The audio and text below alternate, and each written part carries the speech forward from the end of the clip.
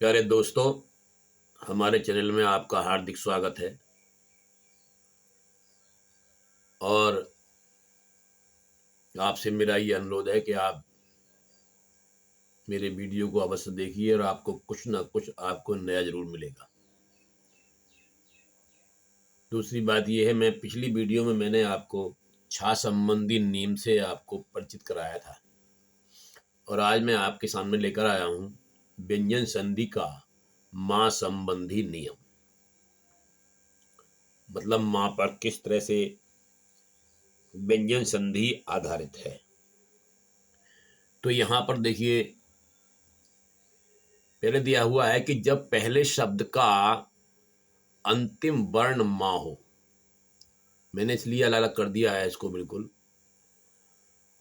Plus अगले शब्द के शुरू में कोई स्पर्श व्यंजन का से लेकर मां तक हो तो मां के स्थान पर उसी वर्ग का पंचम वर्ण हो जाता है। मतलब परिवर्तन जब होता है तो मां के स्थान पर जो वर्ग मां के बाद में जिस वर्ग का वर्ण आ रहा है उसी वर्ग का पंचम वर्ण बन जाता है। जैसे कि आप अभी उदाहरण में देखेंगे नीचे, ये मैंने इसमें नंबरिंग की हुई है। इससे पता लग रहा है कि ये जैसे 1 2 3 4 5 ये है, तो ये 1 2 3 4 5 जो है ये आप देख रहे हैं कि यहाँ ये जो है प्रथम द्वितीय तृतीय चतुर्थ और पंचम ये वर्णों के स्थान है। इससे आप देख करके अनुमान लगा लेंगे कि पंचम कौन सा है। उससे मैंने रंग से भी उसको अलग कर दिया है, रंगीन कर दिया है इसको।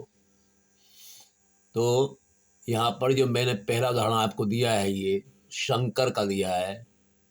सम, ये माँ और ये गा, इनका जोड़ यहाँ पर देखा आपने, ये शंकर बन जाता है। इस प्रकार से भी लिखा जाता है और इस प्रकार से भी लिखा जाता है।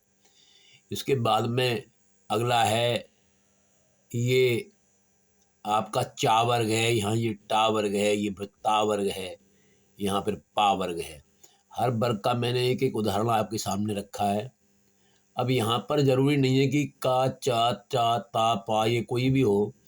इनके स्थान पर खा भी हो सकता है, छा भी हो सकता है, ढा भी हो सकता है, था हो सकता है, फा हो सकता है, कुछ भी हो सकता है इनसे।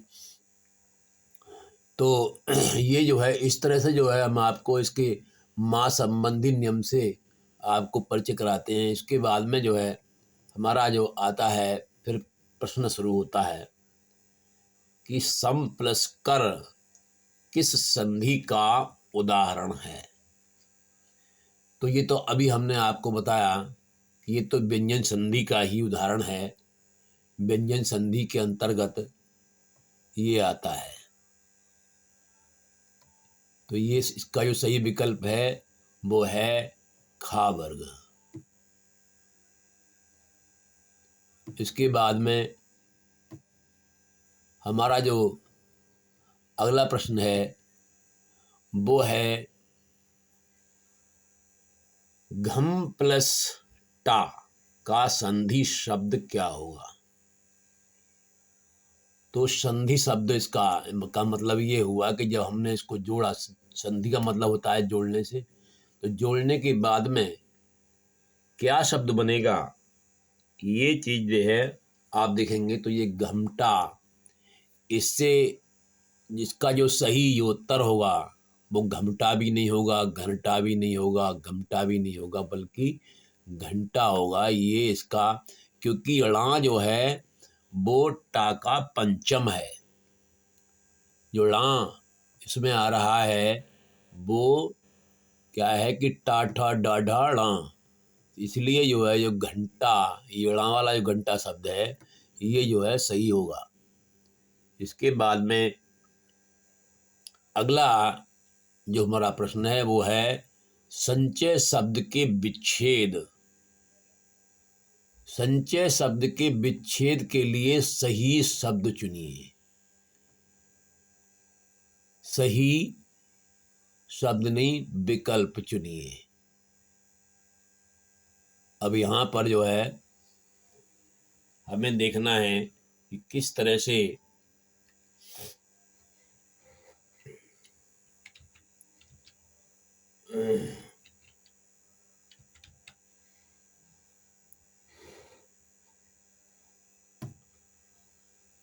सही विकल्प चुनना है। इसके लिए तो ये सन प्लस चय, सम प्लस चय, सन प्लस चय और शम प्लस चय।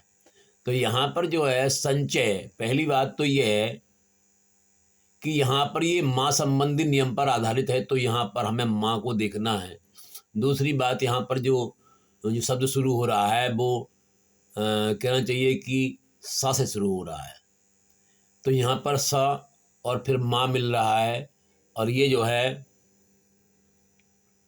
बन रहा है यहाँ पर समचय, सम प्लस चय। तो ये इसका जो सही विकल्प होगा वो यही होगा, इसका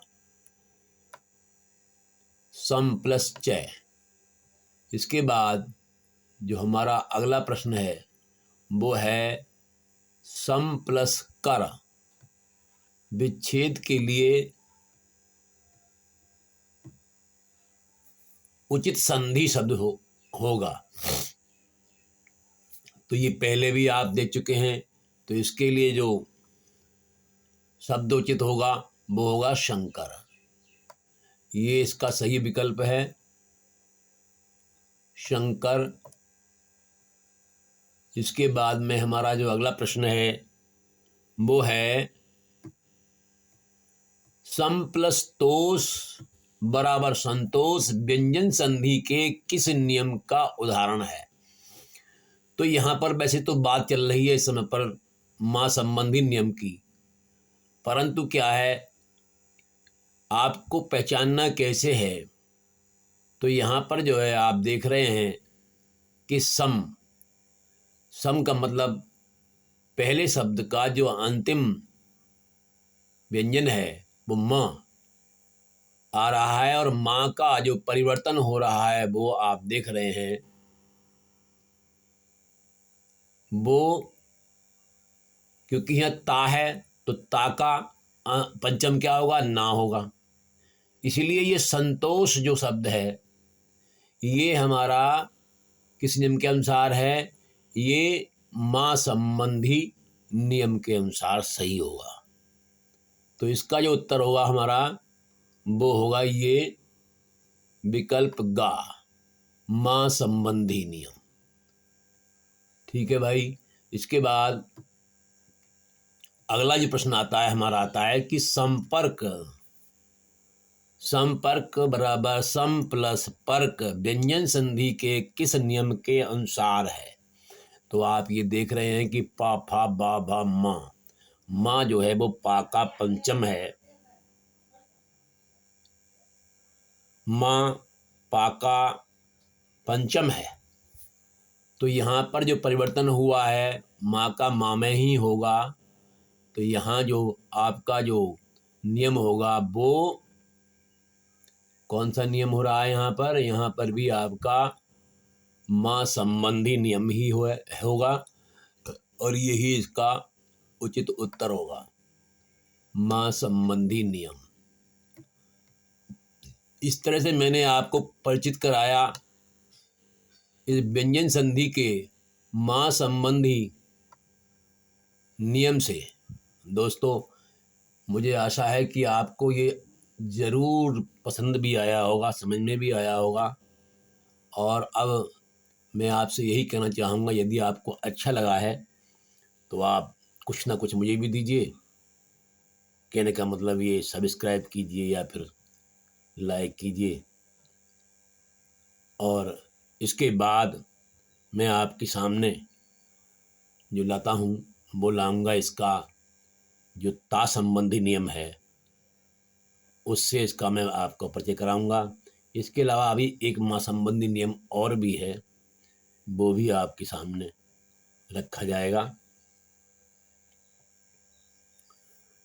तो प्रतीक्षा करें अगले वीडियो की। धन्यवाद।